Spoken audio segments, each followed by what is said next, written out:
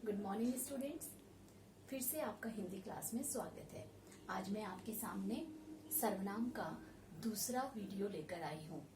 पहले भाग में मैंने आपको सर्वनाम के परिभाषा, उसके भेद, इनके बारे में बताया कि उसके 5 भेद होते हैं।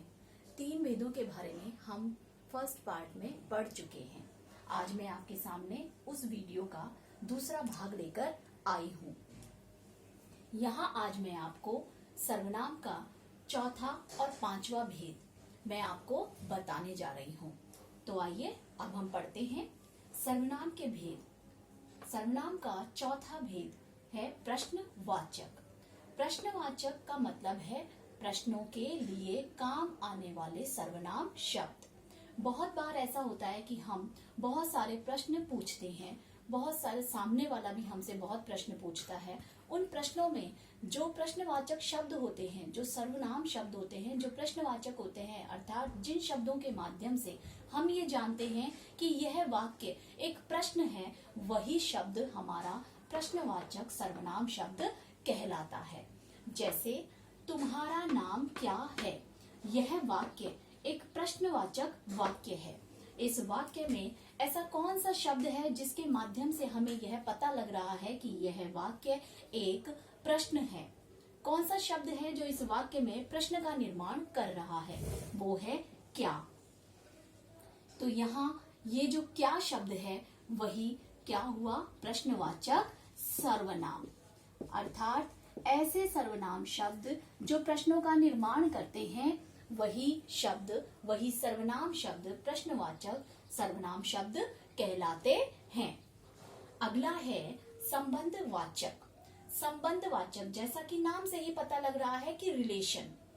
ऐसे शब्द जो वाक्य में संज्ञा या सर्वनाम का संबंध वाक्य के अन्य शब्दों के साथ में जोड़ते हैं, उन्हें बताते हैं कि इस संज्ञा या सर्वनाम का वाक्य के अन्य शब्दों से क्या संबंध है, वे ही शब्द संबंधवाचक सर्वनाम कहलाते हैं। जैसे कि जिसकी लाठी उसकी भैंस। यहाँ इस वाक्य में हम क्या देख रहे हैं?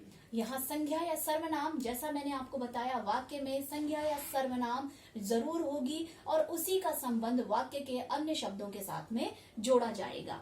यहाँ इस वाक्य में लाठी और भैंस ये दोनों संज्ञाएं हैं।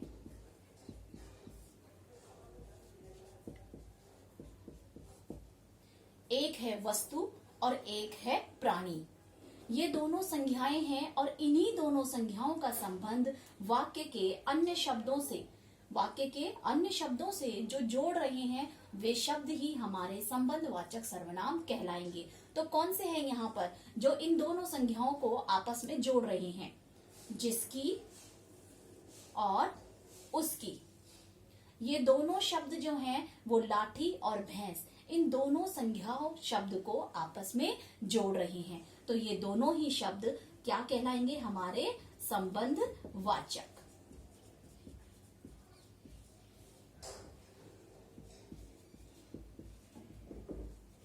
इस प्रकार हमने देखा कि सर्वनाम में प्रश्नवाचक और संबंधवाचक ये 2 भेद होते हैं जो प्रश्नों का निर्माण करते हैं और संज्ञा या सर्वनाम का संबंध भी बताते हैं। इस प्रकार आज इस वीडियो के माध्यम से हमारा ये पाठ पूरा हुआ और इन दोनों भागों को जब हम देखते हैं तो दोनों भागों के माध्यम से वीडियो के दोनों पार्ट जो है, इन दोनों को जब हम देखते हैं तो सर्वनाम के संपूर्ण महत्व, उसकी परिभाषा, उसके भेदों का पूरी तरह से विश्लेषण हमारे सामने आता है। धन्यवाद।